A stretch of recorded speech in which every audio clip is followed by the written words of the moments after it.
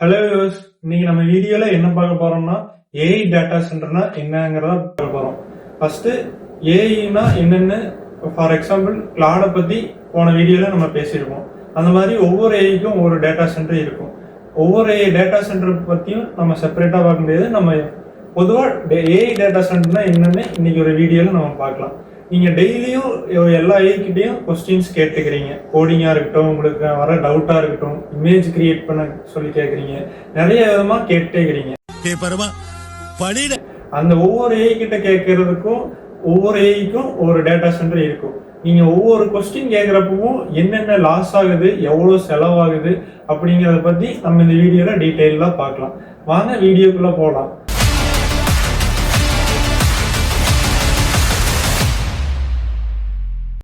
First what is AI data சென்டருங்கிறத first பார்க்கலாம். AI data சென்டருங்கிறது ஒரு பெரிய இடத்துல பெரிய பெரிய பில்டிங்ல மோர் சூப்பர் கம்ப்யூட்டரை வச்சு ரன் பண்ணிருப்பாங்க. ஃபார் எக்ஸாம்பிள் சேட் ஜிபிடிக்குன்னு ஒரு டேட்டா சென்டர் இருக்கும். அங்க நிறைய ஸ்டோரேஜுக்கான ஹார்ட் டிஸ்க் வச்சு நிறைய ஸ்டோர் பண்ணுவாங்க. பெரிய பெரிய சூப்பர் கம்ப்யூட்டர் இருக்கும். மோர் ஜிபி வச்சு ரன் பண்ணிருப்பாங்க. பிகாஸ் நீங்க கேட்குற ஒவ்வொரு கேள்விக்கும் செகண்ட்ல நீங்க ஆன்சர் பண்ணுதுன்னா உங்களுக்கு அவ்வளோ பெரிய சூப்பர் கம்ப்யூட்டர் கண்டிப்பாக தேவைப்படும். அந்த சூப்பர் கம்ப்யூட்டர்ஸுக்கெல்லாம் ஒரு இடம் இருக்கிற இடத்து பேர் தான் டேட்டா சென்டருங்கிறது. ஸோ அதனால ஒவ்வொரு டேட்டா சென்டரும் ஒவ்வொரு இடத்துல இருக்கும். ஒவ்வொரு ஏஐக்கும் செப்பரேட் டேட்டா சென்டர் அந்த கம்பெனி வச்சிருப்பாங்க. இப்போ நம்ம ஒய் ஏஐ நீட்ஸ் டேட்டா சென்டருங்கிறத பார்க்கலாம். ஒரு ஏஐக்கு ஏன் டேட்டா சென்டர் தேவைப்படும் அதை பற்றி பார்க்கலாம். நெக்ஸ்ட் இப்போ ஒவ்வொரு ஏஐக்கிட்டையும் நீங்க கேள்வி கேட்குறீங்க. போன வீடியோலயே சொல்லியிருப்பேன் டோக்கன் ஜென்ரேஷன் என்னன்னு சொல்லியிருப்பேன். அது உங்களுக்கு புரிஞ்சிருக்கும்னு நான் நம்புறேன். அப்படி டோக்கன் ஜென்ரேஷன் வச்சு ஒரு ஏஐ உங்களுக்கு ஆன்சர் சொல்லணும்னா அந்த ஏஐக்கு அந்த கம்பெனி அந்த ஏஐ கிரியேட் அந்த மாடலை பில்டு பண்ணும்போது நிறைய விதமான டேட்டாஸ் அதுக்கு ட்ரெயின் பண்ணியிருப்பாங்க. N number of datas, million trillions of datas, photos, வீடியோஸை வச்சு தான் அந்த ஏஐ வந்து ட்ரெயின் ஆயிருக்கும். For example what is AI அப்படின்னு ஒரு கொஸ்டின் கேட்குறீங்கன்னா அதுக்கான கொஸ்டினை அவங்க அந்த கொஸ்டினுக்கான ஆன்சரை அவங்க அந்த ஏஐக்கு ட்ரெயின் பண்ணி வச்சிருக்கோம். அப்போ தான் உங்களுக்கு அந்த ஆன்சர் கிடைக்கும். இப்போ 10 members what is AI same question ஒரு 10 மெம்பர்ஸ் கேட்குறாங்க. வாட் இஸ் ஏஐன்னு கேட்குறாங்க. 10 மெம்பர்ஸ் கிட்டே அந்த ஏஐ சேம் ஆன்சர் தான் கொடுக்கும். பட் ஒரு 5% மட்டும் இல்லை, இந்த ஏஐக்கு நீ சொன்ன ஆன்சர் கரெக்ட் இல்லை, இதுதான் கரெக்டான ஆன்சர் அப்படின்னு மாற்றி ஒவ்வொருத்தங்க ஒவ்வொரு ஆன்சர் சொல்லும் போது ஏஐ வந்து ஹாலுசினேட் ஆகிடும். அதாவது அதுவே குழம்பிக்கும். இப்போ இருக்கிற ஏஐலாம் எப்படின்னா அவங்க டேட்டா ட்ரெயின் பண்ணாலும் அவங்க ட்ரெயின் பண்ணதை வச்சு அதுவாக நிறைய டேட்டாவை கலெக்ட் பண்ணிக்குது. வெப்சைட்ஸ்ல இருந்து நிறைய சோர்ஸ்ல இருந்து ஏஐ டேட்டாவை கலெக்ட் பண்ணிட்டு வந்து தான் உங்களுக்கு கொடுக்குது. இப்போ ஃபார் எக்ஸாம்பிள் பெர்ப்ளெக்சிட்டி எடுத்துட்டீங்கன்னா நீங்க எனக்கு நைட்டு டுமாரோ ஈவினிங் எனக்கு 6 o'clock இந்த படத்துக்கு டிக்கெட் புக் பண்ணு அப்படின்னு சொன்னீங்கன்னா அதுவே புக் பண்ணும். ஸோ அது வந்து நிறைய வெப்சைட்ல போய் நிறைய சோர்சஸ்ல தேடி எந்த டைத்துல டிக்கெட் ஃப்ரீ இருக்கு, எந்த தியேட்டர்ல ஃப்ரீ இருக்கு, அந்த மாதிரி பார்த்து தான் உங்களுக்கு டிக்கெட் புக் பண்ணுது. இந்த மாதிரி ஏஐ எல்லாம் இருக்கு. இவனுக்கு எல்லா கலைகளும் தெரியும், உலகின் எல்லா மொழிகளும் தெரியும். இதுக்கெல்லாம் டேட்டா சென்டர் வேணும். அந்த டேட்டா சென்டருக்குள்ள மோர் சூப்பர் கம்ப்யூட்டர் வச்சு நிறைய ஜிபி வச்சு பெரிய லெவல்ல ரன் பண்ணிருப்பாங்க. அதுல நிறைய டேட்டா ட்ரெயின் பண்ணிருப்பாங்க ஒவ்வொரு ஏஐக்கும். அவ்வளோ டேட்டா ட்ரெயின் பண்ணும்போது அதுக்கு ஏஐக்கு கரெக்டான ஒரு கொஸ்டினுக்கு கரெக்டான ஆன்சர் எதுன்னு கரெக்டாக சொல்ல தெரியாது, ஹாலுசினேட் ஆகிக்கும். நீங்க எல்லா ஏஐ யூஸ் பண்ணும்போது பார்த்துருப்பீங்க. ஃபார் எக்ஸாம்பிள் சேட் ஜிபிடியா இருந்தாலும் ஜெமினியா இருந்தாலும் கீழே ChatGPT can make mistake, Gemini can make mistake அப்படின்னு போட்டிருப்பாங்க. பிகாஸ் அவங்களே சொல்றாங்க அது ஏஐங்கிறது பர்மனண்டா ஒரு கரெக்ட் ஆன்சர் கொடுக்காது, ஜஸ்ட் ஒரு கிளியரன்ஸுக்காக தான் நீங்க யூஸ் பண்ணணும். ஸோ அது வந்து எப்போ வேணாலும் ஹாலுசினேட் ஆகலாம். அதான் சொன்ன மாதிரி 10 பேர் ஒரு கேள்வி கேட்குறாங்கன்னா அந்த ஏஐ வந்து 10 பேருக்கு சேம் ஆன்சர் தான் கொடுக்கும். பட் ஒவ்வொருத்தங்க இல்லை இதுக்கு இதுதான் கரெக்ட் ஆன்சர் அப்படின்னு சொல்லும் போது அது எது கரெக்ட் ஆன்சர் கொடுக்கணும்னா அது கரெக்டாக தெரியாதனால அது ஹாலுசினேட் ஆகிக்கும். அப்புறம் நிறைய ஃபேக் நியூஸும் கூட நம்மளுக்கு தரலாம். பிகாஸ் நிறைய சோர்சஸ்ல எல்லாரும் கரெக்டான நியூஸ் கொடுக்கறதுல நிறைய வெப்சைட்ஸ்ல. ஸோ அது வந்து ஒரு ராங் நியூஸ் எடுத்துட்டு வந்து கூட இதுதான் கரெக்ட் அப்படின்னு கூட கொடுக்கலாம். அது ஃபேக். பிகாஸ் ஒரு ஏஐங்கிறது ஜஸ்ட் ரெஃபரன்ஸுக்கு வேண்டி தான் யூஸ் பண்ணணும். பர்மனண்டா அதை கேட்டு எல்லாம் பண்ணணும்னு நினைச்சா that is not possible. Next அப்படி ஏஐ டேட்டா சென்டருக்குள்ள என்னதான் இருக்குன்னு பார்ப்போம். ஏஐ டேட்டா சென்டருக்குள்ள thousands ஆஃப் சர்வர்ஸ், பெரிய சர்வர் வச்சு ரன் பண்ணுவாங்க. Powerful GPU, high speed internet, backup power system, massive cooling சிஸ்டம்னு நிறைய வச்சுருப்பாங்க. ஒரு பெரிய நம்ம ஒரு லேப்டாப்னா ஜஸ்ட் காம்பேக்டாக உள்ள வச்சு இவ்வளோ ரன் பண்ணுறோம். நீங்கள் நினைக்கல ஏஐன்னு நம்ம கொஸ்டின் கேட்டோன்னே நம்ம லேப்டாப் ஒரு ஃபோன் தான் ஆன்சர் சொல்லுது அப்படின்னு. கிடையாது. அது ஒரு டேட்டா சென்டரில் அது ட்ரெயின் பண்ணப்பட்ட டேட்டாவை வச்சு தான் அது உங்களுக்கு நீங்கள் கேட்குற கொஸ்டினுக்கு ஆன்சர் பண்ணுது. அது மாதிரி அந்த டேட்டா சென்டருக்குள்ள நிறைய ஜிபியூ, சிபியூ, பெரிய பெரிய மேசிவ் சர்வர்ஸ் வச்சு ரன் பண்ணுவாங்க. ஸோ அந்த மாதிரி பார்க்கும்போது ஒவ்வொரு ஏஐ டேட்டா சென்டருக்குள்ளேயும் அவ்வளோ பெரிய பெரிய சர்வர் வச்சுருப்பாங்க. இப்போ அவ்வளோ சர்வர் வச்சிருக்கும் போது அது நம்ம டெய்லி ஏஐ யூஸ் பண்ணுறதுனால அது மோர் ஹீட், ரொம்ப ஹீட் ஆகும். அதனால அதை கூல் பண்ணுறதுக்குனே அவ்வளோ பெரிய சர்வருக்கு ஏசி யூஸ் பண்ணுவாங்க. தண்ணி நிறைய மோர் ஃப்ரெஷ் வாட்டர் யூஸ் பண்ணுவாங்க கூல் பண்ணுறதுக்கு. பிகாஸ் இப்போ லேப்டாப் ஒரு டெஸ்க்டாப்பே யூஸ் பண்ணும்போது கூலிங் ஃபேன் இருக்குது. நம்ம ஹீட் ஆகும்போது கூலாகிற கூலிங் ஃபேன் கொடுத்துருக்காங்க. அப்போ நம்ம பர்சனல் யூஸ் பண்ணுற லேப்டாப் ஒரு டெஸ்க்டாப்பே அவ்வளோ ஹீட் ஆகி அது கூலிங் ஃபேன் கொடுக்கும்போது ஒரு அவ்வளோ பவர்ஃபுல்லான ஏஐக்கு எவ்வளோ கூலிங் கொடுக்கணும்னு அப்போ நீங்களே நினச்சி பாருங்க. ஸோ அதனால தான் அவ்வளோ பெரிய சர்வருக்கு ஏசி, பெரிய பெரிய லெவலில் சர்வர் இருக்கும். அதில் நிறைய ஏசி போட்டு கூல் பண்ணிட்டு இருப்பாங்க. ஒரு சில கம்பெனி வாட்டர் வச்சு, அதாவது ஃப்ரெஷ் வாட்டர் வச்சு கூல் பண்ணுவாங்க. இப்போது ரீசெண்டாக நீங்கள் கேள்விப்பட்டிருப்பீங்க, ஒரு சில பேர் கேள்விப்பட்டிருக்கலாம், யூஎஸ்ல ஒரு ஸ்ட்ரைக் நடந்துச்சு. அங்கே இருக்கிற டேட்டா சென்டரில் க்ளோஸ் பண்ணணும்னு சொன்னாங்க. ஏன்னா அங்கே அந்த டேட்டா சென்டர் கம்பெனி அது அங்கே தண்ணி பூரா திருடுறாங்க அப்படிங்கிற ஒரு காரணத்துக்காக எல்லா டேட்டா சென்டரையும் க்ளோஸ் பண்ண சொன்னாங்க. ஏன்னா நான் சொன்ன மாதிரி இந்த டேட்டா சென்டருங்கிறது ஒரு மேசிவ் பில்டிங். அதில் ஒவ்வொரு கம்ப்யூட்டரும் நல்லா ஹீட் ஆகும். ஸோ அதனால அவ்வளோ பெரிய ஹீட்டை குறைக்கிறதுக்கு வேண்டி தண்ணி யூஸ் பண்ணி கூல் பண்ணிட்டு இருக்கிறாங்க. நீங்கள் நினைக்கலாம் தண்ணி யூஸ் பண்ணி கூல் பண்ண தான் செய்கிறாங்க, ரெண்டாவது ரிட்டர்ன் அந்த தண்ணியை லேண்டில் தானே விட போகிறாங்கன்னு. அதுதான் இல்லை. அந்த தண்ணியை ட்ரீட் பண்ணுவாங்க, ஒரு கெமிக்கல் மூலமாக ட்ரீட் பண்ணுவாங்க. பிகாஸ் அந்த ஒவ்வொரு சர்வரும் உள்ள யூஸ் பண்ணிக்கிற ஒவ்வொரு ஹார்ட்வேரும் துருப்பிடிக்காமல் இருக்கிறதுக்கு, அந்த தண்ணி டேமேஜ் பண்ணாமல் இருக்கிறதுக்கு. இப்போ நார்மலாக நம்ம யூஸ் பண்ணுற எலக்ட்ரானிக் கேஜெட்ஸ்லேயே வாட்டர் பட்டால் டேமேஜ் ஆயிடுது, ஷார்ட் சர்க்யூட் ஆயிடுது.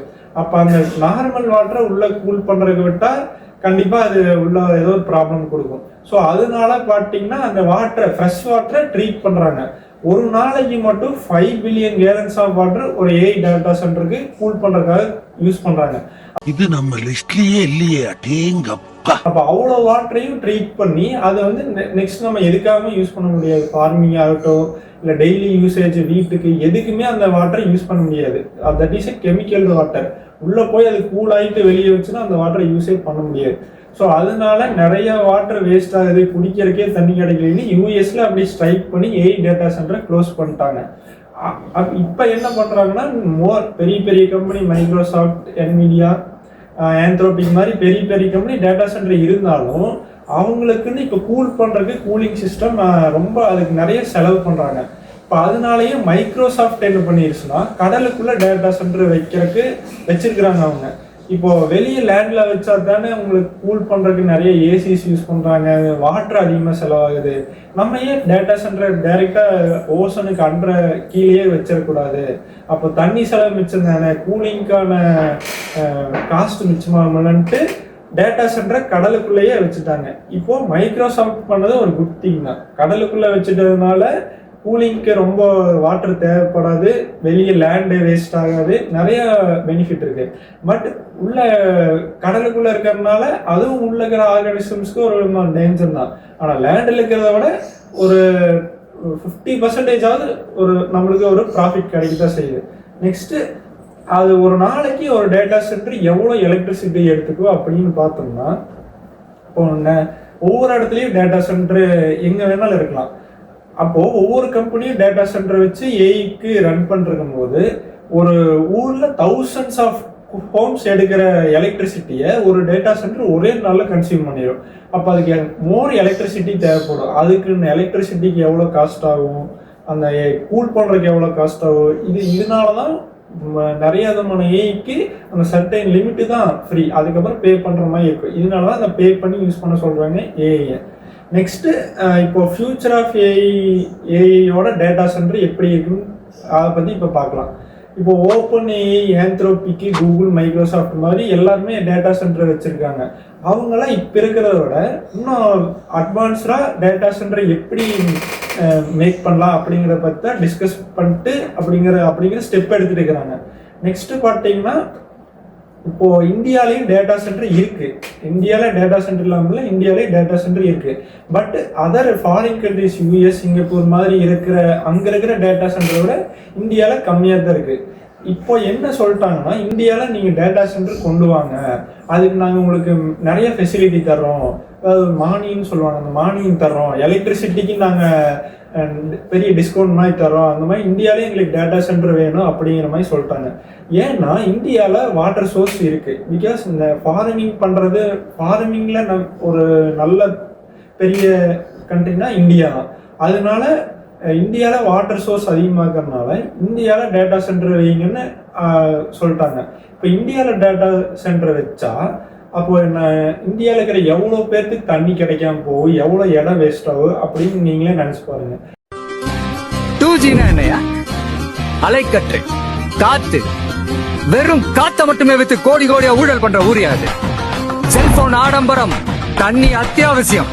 இப்போ இந்தியாவில் டேட்டா சென்டர் வர்றதுங்கிறது நீங்கள் நினைக்கலாம், நம்ம நாட்டில் டேட்டா சென்டர் தான் நம்மளுக்கு ஒரு திறமையானு. பட் பின்னாடி எவ்வளோ பெரிய ப்ராப்ளம் வருங்கிறது நீங்கள் தான் யோசிக்கணும். நெக்ஸ்ட்டு பார்த்தீங்கன்னா ஒவ்வொரு டேட்டா சென்டருக்கும் ஒவ்வொரு பர்டிகுலர் இடத்துல வச்சுருப்பாங்கன்னு சொன்னேன்.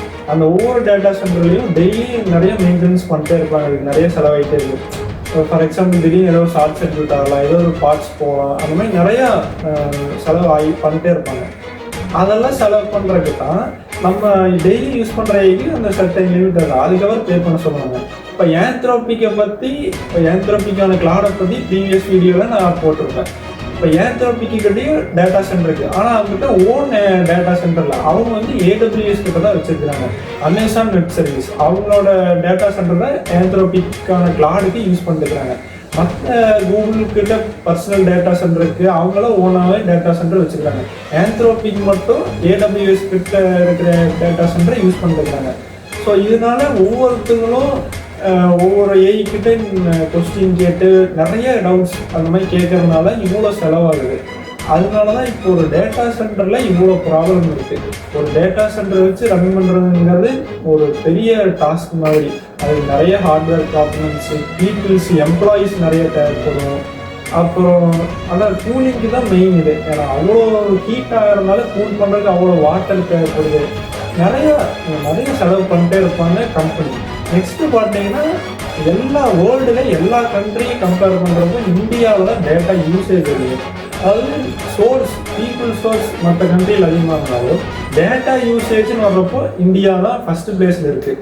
இந்தியாவில் தான் நிறையா டேட்டாஸ் உள்ளே போது நிறைய டேட்டாஸ் இந்தியாவில் தான் யூஸ் பண்ணுறாங்க. அதனால தான் இப்போ இந்தியா என்ன பண்ணிடுச்சு, எங்கள் நாட்டுக்கு டேட்டா சென்டர் வேணும், எங்கள் நாட்டிலேயும் டேட்டா சென்டர் வைங்க அப்படின்னு சொல்லியிருக்காங்க. இந்தியாவிலையும் மைக்ரோசாஃப்ட் இந்த மாதிரியான கம்பெனிஸ் கிட்ட இருக்கிற டேட்டா சென்டர் இந்தியாவிலையும் இருக்குது. நெக்ஸ்ட்டு யூஎஸில் ஏன் இப்படி ஸ்ட்ரைக் பண்ணாங்கன்னு சொல்லியிருந்தேன். ஏன் பண்ணாங்கன்னா அதான் மெயின் ரீசன். யூஎஸில் தண்ணி நம்மளுக்கே ஆல்ரெடி தெரியும், யூஎஸில் தண்ணி அவ்வளோக்கா வாட்டர் சோர்ஸ் இல்லை, ஆனால் இந்தியாவில் இருக்குது. அதனால தான் இந்தியாவில் டேட்டா சென்டர் கொண்டு வாங்க அப்படின்னு இந்தியாவே சொல்கிறாங்க, எங்கள் நாட்டுக்கு டேட்டா சென்டர் வேணும் அப்படின்னு. நெக்ஸ்ட்டு இப்போது அதான் நீங்கள் எல்லாம் அப்போ நீங்கள் திங்க் பண்ணணும், நம்ம டெய்லி ஏஐ யூஸ் பண்ணுறோம், ஒவ்வொரு ஏஐக்கிட்டையும் டெய்லி கொஸ்டின் கேட்டுக்கிறோம். முதல்ல ஏஐ 1956 ஏஐ இருக்குது. பட் 2020 கொரோனாக்கு அப்புறம் தான் ஏஐ பற்றி நல்லா எல்லாம் பேச ஆரம்பித்தாங்க. அப்படி பார்க்கும்போது அதுக்கு முன்னாடி ஏஐ அதிகமாக இல்லைன்னா பீப்புள் சோர்ஸ் நிறைய பேர் இப்போ வேலை இல்லாமல் போகிறதுக்கான ஏஐ தான். 10 பேர் செய்கிற இடத்துல 8 பேருக்கு வேலையில் 2 பேர் தான் செய்கிறாங்க. அப்போ ஏஐ அவ்வளோ வேலையை செய்யுது. அப்போ அவ்வளோ ஒர்க் பண்ணும்போது அவ்வளோ டேட்டா சென்டர்ஸ் தேவைப்படுது, அவ்வளோ பீப்புள் சோர்ஸ்க்கு அவ்வளோ வேலை இல்லை. அதனால் நீங்களே திங்க் பண்ணிக்கோங்க. ஏஐ டெய்லி நீங்கள் யூஸ் பண்ணும்போது ஒவ்வொரு ப்ராம்ப்ட்டுக்கும் நீங்கள் திங்க் பண்ணணும். நம்ம ஒரு ப்ராம்ப்ட் கொடுக்கறதுனால அங்கே எவ்வளோ வாட்டர் வேஸ்ட் ஆகுது, எவ்வளோ பீப்புள்ஸ்க்கு ஒர்க் இல்லை. அதனால் ஏஐங்கிறது ஒரு ஜஸ்ட் ஒரு அனலைஸ் பண்ணுறது. நம்ம ஏஐ வச்சே எல்லாம் பண்ணோம்னு நினச்சா கண்டிப்பாக முடியாது. அது ஜஸ்ட் ஒரு ஃப்ரெண்டு மாதிரி. எல்லாத்துக்கும் அது ஹெல்ப்ஃபுல்லாக இருக்கும். பட் ஒரு ஜஸ்ட் ஒரு அனலைஸ் பண்ணுறதுக்கு மட்டும் ஒரு டவுட் கேட்குற அந்த மாதிரி ஸ்மால் இதுக்கு மட்டும் தான் யூஸ் பண்ணிக்கலாம். நெக்ஸ்ட்டு இவ்வளோ நேரம் இப்போ சொன்னதை வச்சு உங்களுக்கு புரிஞ்சிருக்கு ஏஐ டேட்டா சென்டரில் இவ்வளோ ப்ராப்ளம்ஸ் இருக்குன்னு. நெக்ஸ்ட் அப்புறம் இப்போ என்ன நெக்ஸ்ட்டு பார்க்கலாம்னா, இப்போது ஏஐ டேட்டா சென்டர்ஸை இந்தியாவுக்கு கொண்டு வர்றாங்கன்னு சொல்லியிருந்தேன். இப்போ இந்தியாவுக்கு கொண்டு வந்தால் நம்மளுக்கு என்னென்ன லாஸ் ஆகும், நிறையா வாட்டர் லாஸ் ஆகும், வாட்டரை எல்லாம் யூஸ் பண்ண முடியாது, இந்த மாதிரி ஸோ மெனி ப்ராப்ளம்ஸ் இருக்குது. என்னோட சஜஷன் என்னென்னா, மைக்ரோசாஃப்ட் மாதிரி எல்லாரும் டேட்டா சென்டர் கடலுக்குள்ளே கொண்டு போயிட்டா எல்லாத்துக்கும் பெட்டர், லேண்டு மிச்சமாகும், நிறைய பெனிஃபிட்ஸ் இருக்குது. இப்போ யூஎஸில் ஒரு ரியல் எஸ்டேட் கம்பெனி அவங்களே ஓன் டேட்டா சென்டர் வச்சுக்கிறாங்க. அவங்களுக்கும் அந்த ஏஐ கம்பெனியும் சம்மந்தங்கிறது இல்லை. பட்டு அவங்க ரியல் எஸ்டேட் பண்ணுறதுனால அவங்களுக்கு லேண்டு வந்து ஈஸியாக கிடைக்கிது. அதனால அவங்ககிட்ட இருக்கிற லேண்டுலேயே நிறைய டேட்டா சென்டர் மேக் பண்ணி ஒரு சில கம்பெனிஸ்க்கு ரெண்ட்டுக்கு அந்த மாதிரி விட்டுட்டு இருக்கிறாங்க. இந்த மாதிரி டேட்டா சென்டரில் இவ்வளோ ப்ராப்ளம்ஸ் இருக்குது, காம்ப்ளிகேட்டட் திங்ஸ் இருக்குது. ஸோ நீங்கள் டெய்லி திங்க் பண்ணிக்கோங்க, ஒவ்வொரு டைம் ஏஐ யூஸ் பண்ணும்போது அதுக்கு எவ்வளோ எந்தெந்த இடத்துல எவ்வளோ டேட்டா சென்டர் இருக்குது, அதுக்கு எவ்வளோ மில்லியன்ஸ் ஆஃப் அமௌண்ட் செலவாகுது அப்படின்னு நீங்கள் திங்க் பண்ணிக்கோங்க. ஒரு ஏஐங்கிறது ஒரு ஏஐயை ஒரு மாடலை ஈஸியாக க்ரியேட் பண்ணிடலாம், யார் வேணாலும் க்ரியேட் பண்ணலாம், நீங்கள் நானே யார் வேணாலும் ஒரு மாடலை க்ரியேட் பண்ணலாம். ஆனால் அதுக்கு டேட்டா ட்ரெயின் பண்ணுறதுங்கிறது ஒரு பிக்கஸ்ட் டாஸ்க். ChatGPT வந்தப்போ எல்லாரும் ChatGPT பற்றி தான் பேசிகிட்டு இருந்தாங்க. ஆனால் இப்போ ChatGPTயோட கிளாடை பற்றி தான் பேசுகிறாங்க, போன வீடியோலேயே சொல்லியிருந்தேன். ஏன்னா டேட்டா எவ்வளோ ட்ரெயின் பண்ணியிருக்கிறாங்கன்னா அந்த டேட்டா இப்போ ஒவ்வொரு ஏஐக்கும் டேட்டா ட்ரெயின் பண்ணணும். எல்லாரும் நிறைய டேட்டாவை ட்ரெயின் பண்ணி அது ஸ்டோரேஜ் இன்க்ரீஸ் ஆகி டேட்டா சென்டர் பெருசாகி மில்லியன்ஸ் ஆஃப் அமௌண்ட் செலவாகிக்கிட்டே இருக்குது. இப்போ ஏஐ வந்ததுனால இவ்வளோ ப்ராப்ளம்ஸ் வேர்ல்டில் நடந்துகிட்டே இருக்குது. நெக்ஸ்ட்டு ஏஐ க்ரோ ஆகிட்டே தான் இருக்கும், அது நிற்கவே நிற்காது. ஸோ எல்லோரும் டெய்லி யூஸ் பண்ணும்போது பின்னாடி திங்க் பண்ணிப்பாங்க, ஏஐ யூஸ் பண்ணுறோமா, ஒரு கொஸ்டின் கேட்குறோமா, டவுட் கேட்குறோமா, அது ஆன்சர் கொடுக்குதா அப்படிங்கிறது மட்டும் இல்லாமல் அது எப்படி யூஸ் ஆகுது, இந்த கொஸ்டின் கேட்டால் ஏன் இந்த ஆன்சர் சொல்லுது, உங்களுக்கு ஒரு டவுட்டு ChatGPT கிட்ட கேட்டு கிளியர் பண்ணுறது இல்லாமல் அதே கொஸ்டினை நிறைய ஏஐ கிட்ட கேளுங்க. ChatGPT கிட்டையும் கேளுங்க, ஜெமினி கிட்டையும் கேளுங்க, கிளாடு கிட்டையும் கேளுங்க. ஒரு ஏஐ கிட்ட அனலைஸ் பண்ணாமல் 2-3 ஏஐ கிட்ட அனலைஸ் பண்ணிப்பாங்க. ஒவ்வொரு ஏஐயும் எப்படி ஆன்சர் கொடுக்குறங்கிறது கண்டிப்பாக டிஃபர் ஆகும். ஒரு 90-80% சேமாகவே இருந்தாலும் கண்டிப்பாக ஒவ்வொரு ஏஐக்கான ஆன்சர் டிஃபர் ஆகும். ஏன்னா ஒவ்வொருத்தங்க ஒவ்வொரு மாதிரி டேட்டா ட்ரெயின் பண்ணியிருப்பாங்க. ஒரு சில டைத்தில் ஏஐ ஹாலிசினேட் ஆகலாம், அது தப்பாக சொல்லலாம், கரெக்டாக சொல்லலாம், அது எப்படி வேணாலும் நடக்கலாம். அது ஏஐ அது இருக்கிற இதை பொறுத்து இருக்குது. ஸோ ஒவ்வொரு டைம் நீங்கள் ஏஐ யூஸ் பண்ணும்போது திங்க் பண்ணிக்கோங்க. ஜஸ்ட்டு கொஸ்டின் மட்டும் கேட்காம அது எப்படி ஒர்க் ஆகுது, எப்படி அங்கே டேட்டா சென்டர்லேருந்து டேட்டா வருது அப்படிங்கிறதெல்லாம் நீங்களே திங்க் பண்ணி பாருங்கள். ஸோ இந்த கண்டென்ட் உங்களுக்கு பிடிச்சிருக்குன்னு நம்புகிறேன். இப்போ நான் இவ்வளோ நேரம் பேசுனதில் டேட்டா சென்டர்னா என்ன, அதுக்கு எதுக்கு டேட்டா சென்டர், ஏஐக்கு எதுக்காக டேட்டா சென்டர் இருக்கணும், டேட்டா சென்டர் எதுக்காக யூஸ் ஆகுது, இப்போ டேட்டா சென்டர் எங்கெங்கே இருக்குது, டேட்டா சென்டருக்கு எவ்வளோ மில்லியன்ஸ் ஆஃப் அமௌண்ட் செலவாகும், ஏன் லேண்டில் வைக்கிறத விட சீலில் வைக்கிறது பெட்டர், இதை பற்றியெல்லாம் எக்ஸ்பிளைன் பண்ணிங்கன்னா உங்களுக்கு பிடிச்சிருந்தா கண்டிப்பாக கமெண்ட்டில் சொல்லுங்கள். இல்லை உங்களுக்கு இன்னும் வேறு மாதிரி ஏதாச்சும் ஸ்பெக்ட் கண்டென்ட் வேணுனாலும் மறக்காமல் கமெண்ட்டில் சொல்லுங்கள். நெக்ஸ்ட் வீடியோவில் ஒரு சூப்பரான கண்டென்ட்டை பார்க்கலாம். Thank you guys.